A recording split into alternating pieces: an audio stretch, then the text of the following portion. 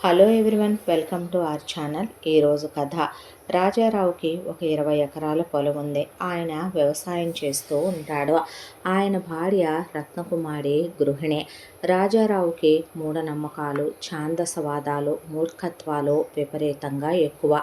రాజారావు రత్నకుమారి కన్నా వయసులో 20 ఏళ్ళు పెద్దోడు. పెళ్ళప్పుడు రత్నకుమారికి 11 సంవత్సరాలు. అలా ఆవిడ పుష్పవతి అయ్యిందో లేదో కర్మానికి రాజారావుకి ఇచ్చి పెళ్లి చేసేసారు ఆవిడనే. ఆ తర్వాత ఆవిడ చిన్నపిల్ల అలాంటి ఏమీ ఆలోచించకుండా రాజారావు ఆవిడతో కాపురం చేసేయటం. ఆ తర్వాత ఆవిడ గర్భవతి అవటం. గర్భవతి అయిన ఆవిడ చిన్నతనంలోనే గర్భవతి కావడం వల్ల ఒకే ఒక్క కొడుకు పుట్టాడు 9 నెలల తర్వాత. దాంతో ఆవిడకి గర్భసంచిలో ప్రాబ్లం వచ్చి ఇన్ఫెక్షన్ అయ్యి గర్భసంచి తీసేశారు. భార్యని గడగడలాడిస్తూ తన వయసులో పెద్దవాడిననేది ఒకటే, తర్వాత మూర్ఖత్వాల్లో సాంప్రదాయాలు, ఛాందసవాదాలు, కులపిచ్చి అన్నీ ఎక్కువే. దాంతో మొదటి నుంచి కూడా భార్య తన అడుగుజాడల్లో నడవాలని, అడుగులకి మడుగులొత్తాలని, చెప్పు చేతల్లో ఉండాలని, చెప్పిన మాట వినాలని, తన ముందు కళ్ళెత్తి చూడకూడదని, నోరెత్తి మాట్లాడకూడదని, పడగదిలో తను కావాలన్నట్టు ఆవిడ ఉండాలని, వంటగదిలో ఆవిడ కట్టెల పొయ్యిల మీద తను వండుకు రమ్మంటే పంచభక్ష పరమాన్నాలైన అరగంటలో వండేయాలని, గేదెల దగ్గర చాకిరీ ఆవిడ చేసుకోవాలని, తన అమ్మా నాన్నల్ని చూడాలని, ఇలా తను నియమించినటువంటి నియమాలకు అనుగుణంగా ఆవిడ జీవితం నలిగిపోతూ వచ్చిందే. ఆ రోజుల్లో 5వ తరగతి వరకు చదువుకోవటంతో రత్నకుమారికి కాస్తో కూస్తో జ్ఞానం తెలుసు. కానీ ఆమె తల్లిదండ్రులు మూర్ఖులు కావటంతో ఇలా రాజారావుకి ఇచ్చి పెళ్లి జరిపించేశారు ఆవిడనే.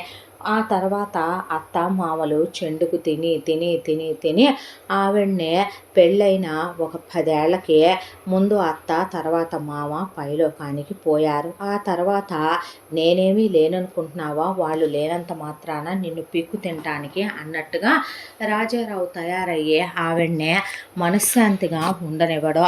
తను తిన్న ఎంగిలి విస్తట్లోనే ఆవిడ భోజనం చెయ్యాలి. తన కాళ్ళ దగ్గరే ఆవిడ తను మంచం మీద పడుకుంటే కింద చాప మీద పడుకోవాలి. ఆవిడ వయసులో చిన్నది. ఆవిడకి ఊపిరాడకుండా నగలేసుకోవటం, ఆవిడని నిద్రాహారాలు లేకుండా చంపుకు తినటం, ఎలాంటి మాటలు పడితే అలాంటి మాటలు ఆవిడని తిట్టడం, ఇక ఆవిడ బ్రెయిన్ అంతా బుర్ర పాడైందాక వేధించుకు తినడం, అయిన దానికి కాని దానికి ఆవిడ మీద చేయి చేసుకోవటం రాజారావుకి అలవాటైపోయిన విషయం. ఇక పిల్లాడి విషయంలో చిన్నప్పటి నుంచే పిల్లాడు ఏ బట్టలు వేసుకోవాలన్న దగ్గర నుంచి, వాడు ఏ తిండి తినాలి, ఎలా కూర్చోవాలి, ఎలా నుంచోవాలి, ఎలా చూడాలి, ఎలా మాట్లాడాలి, ఎవరితో స్నేహం చేయాలి, ఏం చదువుకోవాలి, వాడు అసలు ఎలా ఉండాలి అనే ప్రతిదీ రాజారావే డిసైడ్ చేసేసి ఆ పిల్లాడికి అంటకత్తెర వేయించటం క్రాఫ్.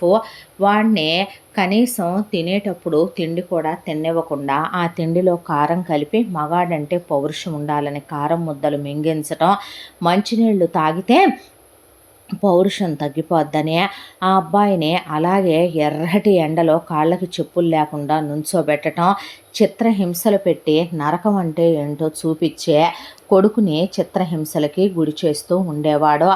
అసలు సాగర్ మౌనం మౌనం మౌనం, భయం భయం భయం, కారణం లేకుండా తండ్రి భయం ఉండాలి, తండ్రి భయం లేకపోతే ఎందుకు పనికిరాడని రోజుకోసారి కొట్టడం, నెలకోసారి వాత పెట్టడం, ఇలా చిత్రహింసలు పెడుతూ పెడుతూ పెడుతూ ఆ అబ్బాయి పెరిగి పెద్దవాడయ్యాడు. పెరిగి పెద్దవాడైన తర్వాత సాగర్ చదువు ఇక్కడే ఇంటర్ వరకు కంప్లీట్ అయింది. ఆ తర్వాత ఇంజనీరింగ్కి సిటీకి వెళ్ళాడు సాగర్. వెళ్ళిన తర్వాత ఇప్పుడన్నా ఊపిరి పీల్చుకోవచ్చులే, ఆ మృగం నుంచి తప్పించుకొని వచ్చానని 4 ఏళ్ల ఇంజనీరింగ్ చదువు కంప్లీట్ అయిపోయింది. అయిపోగానే ఉద్యోగం వచ్చిందిరా దరిద్రుడా అని అడిగితే, వచ్చింది నాన్నగారు అని.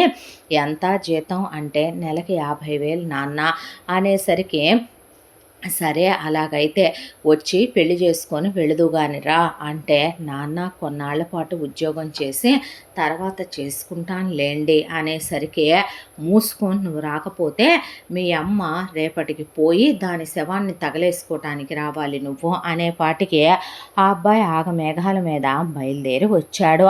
వచ్చిన ఆ అబ్బాయిని నీకు నచ్చిందా నచ్చలేదా ఎలా ఉంది ఏంటి ఇవేవి అడగకుండా 10th క్లాస్ అయిపోయిన 16 ఏళ్ల పిల్లనిచ్చి సాగర్‌కి పెళ్లి చేసేసాడు రాజారావు. మరి చిన్నపిల్ల అని రత్నకుమారి అంటే ఆవిడ నోట్లో నుంచి పళ్ళు కదిలిపోయి బ్లడ్ బయటకొచ్చిందాకా కొట్టాడు. గేదెల దగ్గర తాడు తీసుకొని ఆవిడ్ని నేను చేసుకుంటాను నాన్న, మీరు అమ్మను కొట్టొద్దు, మీకు దండం పెడతాను అన్నాడు సాగరు. ఆ తర్వాత పెళ్ళి అయిపోయినాక ఆ అమ్మాయిని సాగర్ గదిలోకి పంపించారు. ఫస్ట్ నైట్ ఏర్పాట్లు చేసి అంత చిన్నపిల్లని తాకాలంటే మనసొప్పలేదు సాగర్కే. ఆ తర్వాత సిటీ కాపురానికి పంపాడు రాజారావు. పంపాక 6 నెలల పాటు ఇద్దరి మధ్య దూరం. ఇంట్లో పనమ్మాయి ఉంటుంది, పనులు చేసి వెళ్ళొద్దే. సాగర్ తను వండుకొని భార్యకి ఆ అమ్మాయికి వంటొచ్చు కాబట్టి ఆ అమ్మాయికి ఇంటి పని వంట పని అన్నీ నేర్పించి గేదెల దగ్గర పనులు అన్నీ నేర్పించి ఆ అమ్మాయిని తొక్కి నార తీసేసి పెంచారు వాళ్ళ ఇంట్లో వాళ్ళు. ఆ అమ్మాయి తనదేదో తను వండుకొని తినే అస్సలు సాగర్ ఆ అమ్మాయితో మాట్లాడేవాడు కాదు. ఆ అమ్మాయి మౌనంగా ఉండేదే.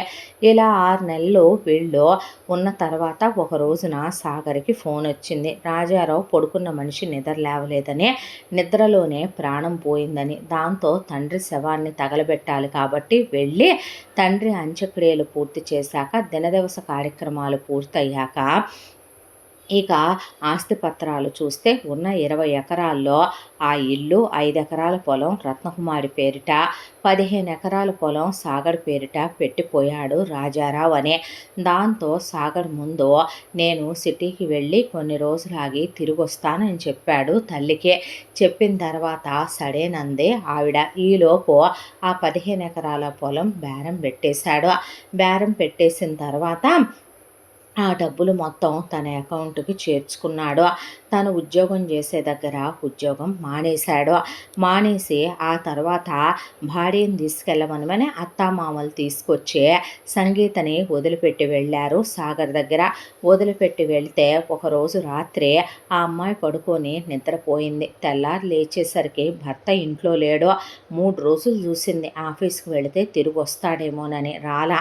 భర్త వేరే గదిలో తను వేరే గదిలో పడుకుంటారు. ఆ తర్వాత భర్త గదిలోకి వెళితే అక్కడ ఒక సెల్ ఫోను. ఆ సెల్ ఫోన్లో రత్నకుమారి నెంబరు, సంగీత తల్లిదండ్రుల నెంబరు, ఆ పక్కనే ఒక 4 లెటర్లు రాసి ఉండేసరికి ఆ పిల్ల వెంటనే రత్నకుమారికి ఆ అమ్మాయి వాళ్ళ అమ్మా నాన్నలకి ఫోన్ చేసిందే. ఫోన్ చేస్తే వాళ్ళు తిరిగి వచ్చారు. అమ్మ, నేను మీకు పుట్టే మహాపాపం చేసుకున్నాను. తండ్రి పోతే ఏ కొడుకు కంట్లో నుంచైనా ఒక్క చుక్క కన్నీళ్ళైనా వస్తాయంట. నీ మొగుడు పోతే నాకు పేడ విరగడైపోయిందనే, నాకు మనశ్శాంతి లభించిందని, ప్రశాంతత లభించిందనే నా మనసు రెక్కలు విప్పుకుంది తెలుసా నీకు? నేనేం పాపం చేశానమ్మా? చిన్నప్పటి నుంచే ఒక చాక్లెట్ ఎరగను, బిస్కెట్ ఎరగను, నచ్చిన బట్టలు ఎరగను, నచ్చిన తిండి ఎరగను, నచ్చిన చదువు ఎరగను, నేను టీవీ చూసి ఎరుగను. ఎందుకు నేను అలా బ్రతకాలంటావు? నేనేం పాపం చేశానంటావు? వాడి కడుపున పుట్టే కదో, అందుకే వాడంటే నాకు పరమ అసహ్యం. ఆ అమ్మాయిని నాకిచ్చి చేయటం ఏంటమ్మా? ఆ అమ్మాయి వయసు ఏంటి, నా వయసు ఏంటి? ఆ అమ్మాయిని నేను ముట్టుకోలేదు. ఆ అమ్మాయి పవిత్రంగానే ఉంది. ఆ అమ్మాయిని నేను తాకింది లేదమ్మా. నాకు ఆ అమ్మాయితో కాపురం చేయాలనే ఉద్దేశము లేదు. ఆ అమ్మాయి మీద ప్రేమ, ఇష్టం లేదు. ఎప్పుడైతే వీడి నుంచి నేను తప్పించుకొని సిటీకి వచ్చానో, నేను ఇంజనీరింగ్ చదివేటప్పుడు నాకు ఒక అమ్మాయి పరిచయం అయింది. ఆ అమ్మాయి నేను ఒకళ్ళంటే ఒకళ్ళం ఇష్టపడ్డాం. ప్రాణానికి ప్రాణంగా ప్రేమించుకున్నాం. నేను ఆ అమ్మాయిని పెళ్లి చేసుకుంటానని మాటిచ్చాను. అందుకే వీడితో నేను కొన్నాళ్ళు టైం తీసుకుంటాను నాన్న అని చెప్పినా వినకుండా నిన్ను కొట్టి బలవంతంగా సంగీతని నాకిచ్చి పెళ్లి చేశాడు. ఆ అమ్మాయిని చూస్తే ఓ చిన్నపిల్లను చూసిన భావన కలుగుతుందే తప్ప నాకు ఆ అమ్మాయి ఒంటి మీద చెయ్యేయాలనే ఇది లేదు. ఒకవేళ పెళ్ళి అయ్యింది, విడాకులు ఇవ్వకుండా వెళ్ళానని మీరు అనుకోవటానికే 16 ఏళ్ల పిల్లతో నాకు పెళ్ళైతే ఆ పెళ్ళి చెల్లదు. ఒకవేళ అలా అనుకున్న ఈ తెల్ల తెల్ల కాగితం మీద సంతకం పెడుతున్నాను. మీకు నచ్చింది రాసుకొని మీరే తెగదెంపులు చేసుకోండి. ఇక ఆ అమ్మాయికి నాకు ఎలాంటి సంబంధం లేదు. వాళ్ళకి అప్పచెప్పు. తీసుకెళ్ళి ఇంకో పెళ్లి చేసుకోమనమను. నేను ఆ అమ్మాయిని తాకలేదని నేనే వాంగ్మూలం చెప్పి వెళ్తున్నాను అని చెప్పు. నేను మళ్ళీ జీవితంలో నీకు ఎదురు పడను, తిరిగి రాను. నాకు నువ్వు కూడా వద్దమ్మా. నా బ్రతికేదో నేను బ్రతకాలని నేను ఫారెన్ వెళ్ళిపోతున్నాను. నేను ఆ 15 ఎకరాల పొలం అమ్మేసుకున్నాను. నేను ఆల్రెడీ ఫారెన్కి అప్లై చేసేసుకున్నాను. తను నేను పెళ్లి చేసేసుకున్నాం. మేమిద్దరం కలిసే వెళ్ళిపోతున్నాం అని రాసుంది ఆ ఉత్తరాల్లో. అదంతా చూసిన రత్నకుమారి కూర్చుండిపోయింది. ఆవిడకి 11 ఏళ్లకు పెళ్ళయింది. 12 ఏళ్లకు కొడుకు పుట్టాడు. ఇప్పుడు కొడుక్కి ఒక 22 ఏళ్ళు. ఆవిడకి ఎంత వయసు ఉంది అసలు? ఆవిడకేమీ బుర్ర పనిచేయలేదు. అలా కూర్చుండిపోయింది ఆవిడ. ఈలోపు మూలిగే నక్క మీద తాటికాయ పడ్డట్టు సంగీత వాళ్ళ అమ్మా నాన్న వాడు 6 నెలల నుంచి నిన్ను ముట్టుకోవట్లేదు, మీద చెయ్యట్లేదంటే మాకు చెప్పొద్దా? వాడితో మేము ఎలా కాపురం చేయించేవాళ్ళమో వాడి బాబుని అడిగేవాళ్ళం. బ్రతికుండంగా నువ్వు మెదలకుండా ఊరుకుంటావా అని ఆ అమ్మాయిని పడేసి చావ కొడుతుంటే మనుషుల పశువులా మీరు? ఎందుకు ఆ అమ్మాయిని అలా కొడుతున్నారు? ఏం చేసిందని కొడుతున్నారు చిన్నపిల్లనే అని అడిగింది ఆవిడ. చాలే ఊరుకోవమ్మా. నీ మొగుడు మా ఇంటికి వచ్చి మరీ సంబంధం అడిగాడు. మేం కట్న కానుకలు ఇచ్చుకోలేమని చెబితే పర్వాలేదు, మీ అమ్మాయి బాగుంది, మీ అమ్మాయికి మా అబ్బాయికి జాతకాలు కలిసినాయి, మేము జాతకాలు కలిస్తే చాలు పిల్లని పెళ్లి చేసుకుంటాము అని చెప్పి మీ అబ్బాయికి ఇచ్చి కట్టబెట్టాడు. దీని తర్వాత దీని ముందు నలుగురు ఉన్నారు మాకు. ఇప్పుడు దీన్ని తీసుకెళ్ళి మేము ఇంకో పెళ్లి చేయటం అయ్యే పనేనా? మారుమనువు అంటే మాటల? ఒకవేళ నీ కొడుకు ముట్టుకోలేదని చెప్పినా వచ్చేవాడు ఆ మాట నమ్ముతాడా? రేపొద్దున ఎక్కడి నుంచి మేము కట్నాలు కానుకలు తీసుకురామో అదేదో దీన్ని ఉరేసో సంపి ఏట్లోనో తోసేస్తే దరిద్రం వదిలిపోద్ది అన్న తర్వాత మనుషుల మృగాల మీరు? ఏం మాటలవే? చిన్నపిల్లను పట్టుకొని చంపేద్దాం అనుకుంటున్నారో? పోలీస్ కేసు పెడతాను జాగ్రత్త అంటే ఆహా, అంత ఇదైతే నీ కొడుకే తాళి కట్టి వదిలేసి వెళ్ళాడు కాబట్టి ఉంచుకుంటావో చావగొట్టుకుంటావో పని మనిషిగా పాచి పనులు చేయించుకుంటావో నీ ఇష్టమని మళ్ళీ నువ్వు పుట్టిల్లుందని మా వైపు వచ్చిన మా మొహాలు చూడాలని ప్రయత్నించినా నీ తల పగలగొట్టేస్తామని ఆ పిల్లకు వార్నింగ్ ఇచ్చి వెళ్ళిపోయారు. ఆ తర్వాత ఆ పిల్ల ఒళ్ళంతా దెబ్బలతో రక్తంతో గాయంతో ఉంటే తీసుకెళ్ళి కట్లు కట్టించుకొచ్చి ఆవిడ దగ్గరికి తీసుకుందే. జాలేసింది. ఒకప్పుడు ఆవిడ పరిస్థితే 10 ఏళ్ల పిల్ల వరకు ప్రశాంతంగా 5వ తరగతి అయిపోయి 11వ ఏట పెద్ద మనిషి అయ్యే అందరూ ఆడపిల్లలు ఆనందపడతారో అలా 3వ సంవత్సరం ఆడిందో లేదో రాజారావుతో పెళ్లి జరిపిచ్చేశారో. ఆ తర్వాత ఆవిడ జీవితం లా లేదు. ఆవిడ చేతిలోనూ లేదు. అత్తమామల ఆరళ్ళు, ఆడపడుచులు పిక్కు తింటాలు, రాజారావు హింసలో ఇవాళ కన్నవాడు నువ్వు అక్కర్లేదని వెళ్ళిపోవటం. ఇవాళ తను బ్రతకటానికి మాత్రం ఒక కారణం ఏముందనే ఆ పిల్ల కోసమైనా బ్రతికితే పోలే అనుకొని ఆ అమ్మాయిని దగ్గరికి తీసుకుని నేనున్నానమ్మా నీకు అని చెప్పి ఊరడించింది. ఆ తర్వాత ఆ అమ్మాయిని వెంట పెట్టుకొని ఊరు తీసుకెళ్ళి ఈ విషయాలు ఎవరికీ చెప్పకుండా ఆ ఉన్న 5 ఎకరాల పొలం అమ్మేసి ఆ ఇల్లు కూడా అమ్మేసిందే. ఆ తర్వాత సిటీకి వచ్చి ఓ 10 పోర్షన్ల ఇల్లు వేయించిందే. ఓ పోర్షన్లో వీళ్ళుంటూ 9 పోర్షన్లు అద్దెకిచ్చుకున్నారు. ఆ పొలం అమ్మిన డబ్బులు బ్యాంకీలో పడేసి ఆ డబ్బులు ప్రతి నెల వడ్డీ వస్తుంది కాబట్టి ఇక నుంచి పాత జ్ఞాపకాలు, పాత వ్యక్తులు, అలాగే వాడు రాసిన ఉత్తరాలు మాత్రం ఇటివ్వమ్మా కావాలనే వాటిని మాత్రం లామినేషన్ చేయించి మరీ దాచిపెట్టే ఆవిడ మిగతా ఫోటోలు అవన్నీ కూడాను తీసుకెళ్ళి అవసరమైనవి ఉంచి మిగతా అన్ని కుప్పతొట్లో పడేసి ఆ అమ్మాయిని పెట్టుకొని ఉంటూ చదువుకో తల్లి చదివిస్తానని, ఆ తర్వాత నన్ను అత్తయ్య అని కాదు అమ్మ అని పిలువమ్మ, ఇక నుంచి ఆ రాజారావు గాడు చచ్చాడు కాబట్టి వాడు నీ తండ్రి, నేను నీ తల్లిని, నాన్న పోయాడు అమ్మ ఒక్కటే ఉందని చెప్పమ్మా ఎవరికైనా అనే పిల్లని ఇంటర్లో చేర్చింది. ఆ అమ్మాయి చాలా బాగా చదువుద్ది, ఏకసంతాగ్రహి.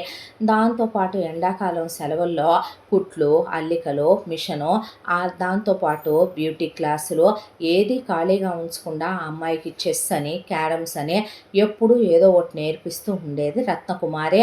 ఆ తర్వాత అమ్మాయిది డిగ్రీ అయిపోయి పీజీ అయిపోయిన తర్వాత గవర్నమెంట్ జాబ్కు రాసుకుందుగానమ్మా, మన కులానికి గవర్నమెంట్ ఉద్యోగాలు వచ్చే అవకాశం తక్కువ.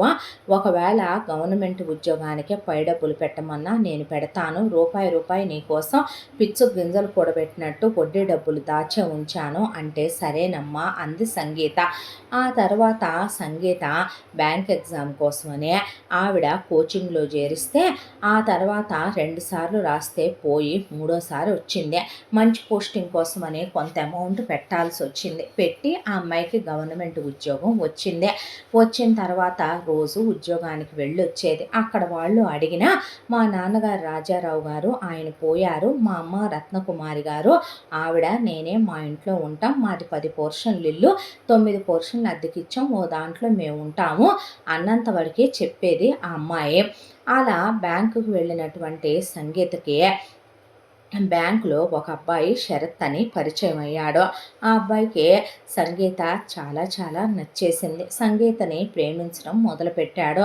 ఆ తర్వాత శరత్ది ఒక కథ. శరత్ వాళ్ళ అమ్మ శరత్ ఇంటర్మీడియట్లో ఉండగా జబ్బు చేసి చనిపోయింది. చనిపోతే తనకన్నా 15 ఏళ్ళు వయసులో చిన్నదైన ఒక ఆవిడ్ని వాళ్ళ నాన్న ప్రేమించి ఎఫ్ఐఆర్ పెట్టుకొని ప్రెగ్నెంట్ చేసి పెళ్లి చేసుకొని తీసుకొచ్చాడు.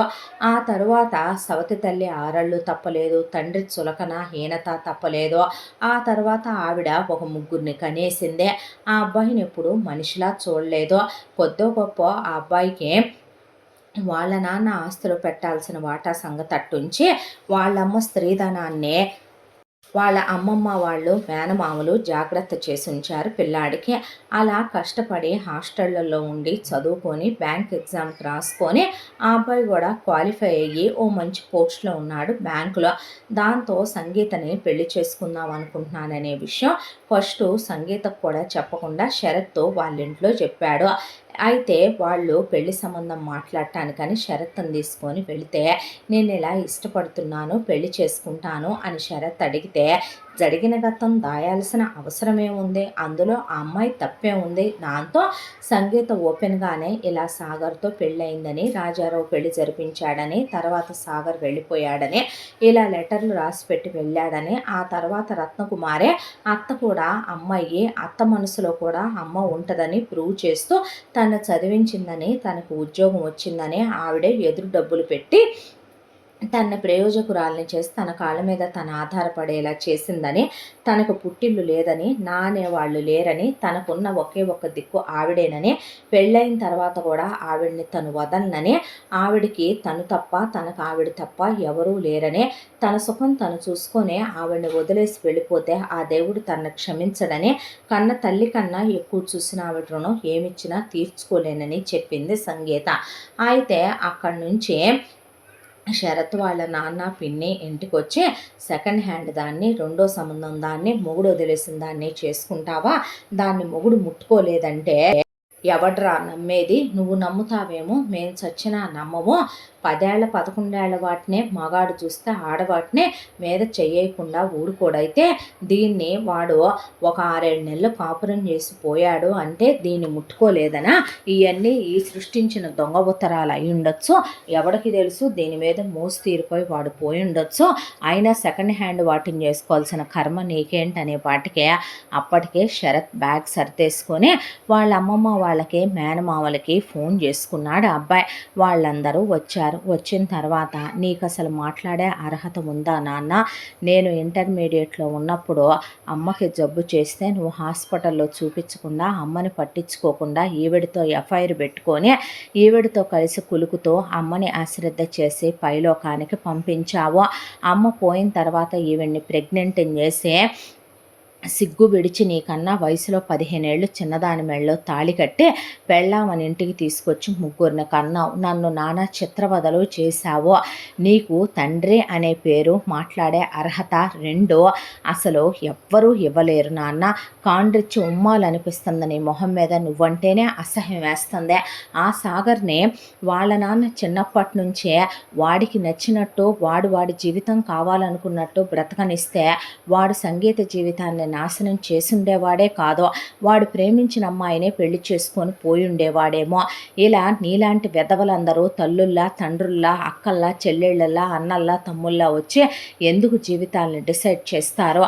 అయినా నీతో నాకు ఎలాంటి సంబంధ బాంధవ్యాలు అక్కర్లేదు. నీకు కావలసింది నీ 2వ పెళ్ళాం నీ పక్కనే ఉందే.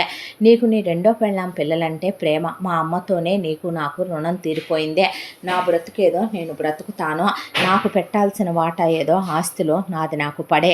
అనవసరమైన విషయాలు అనవసరం. నేను సంగీతనే పెళ్లి చేసుకుంటాను. వాళ్ళింట్లోనే నేను వెళ్ళి ఉంటాను. ఇది ఇల్లరికం కాదు.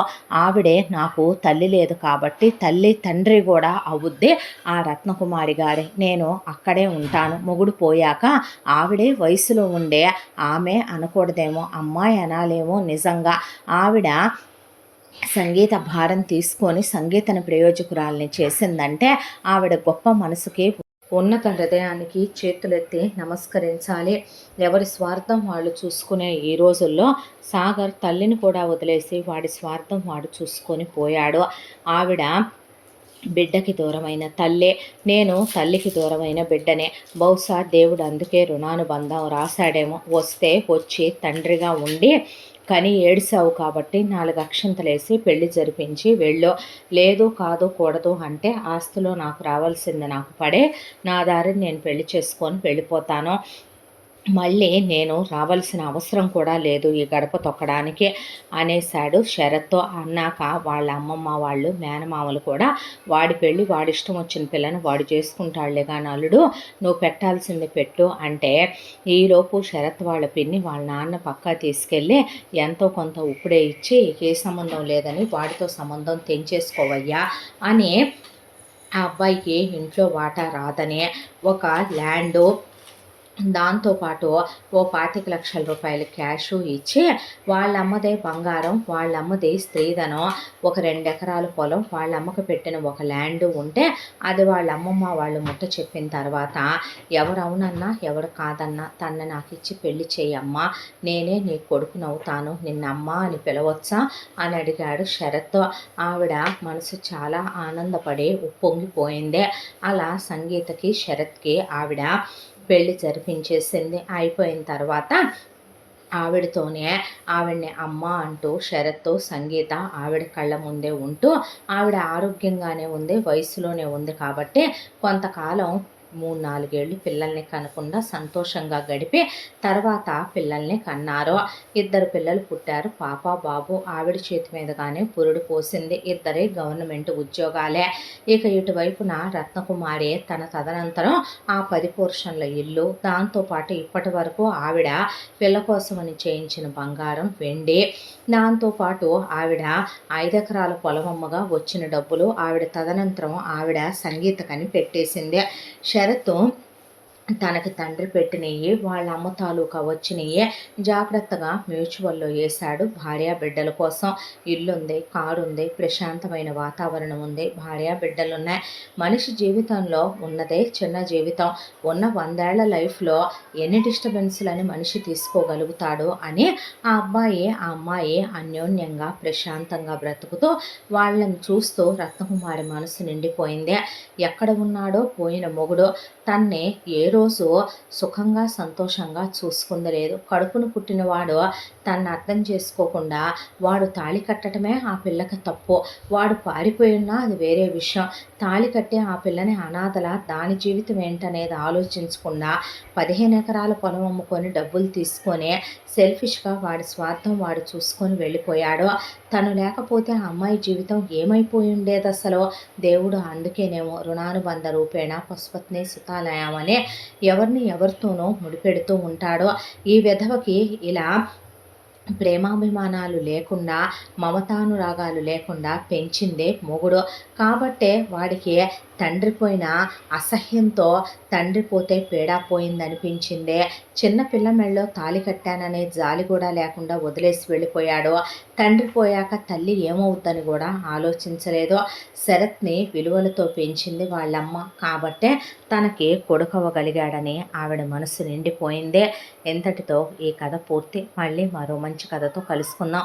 తప్పకుండా మన ఛానల్‌ని లైక్ చేయండి, షేర్ చేయండి, సబ్స్క్రైబ్ చేయండి, బెల్ ఐకాన్ క్లిక్ చేసి ఆల్ అనే బటన్‌ని ప్రెస్ చేయడం మర్చిపోకండి. ఇంత మంచి కథను మనకు అందించిన కథా రచయిత్రి సాయి లలిత గారు. మరో మంచి కథతో తప్పకుండా మీ ముందుకొస్తాను. Thank you so much.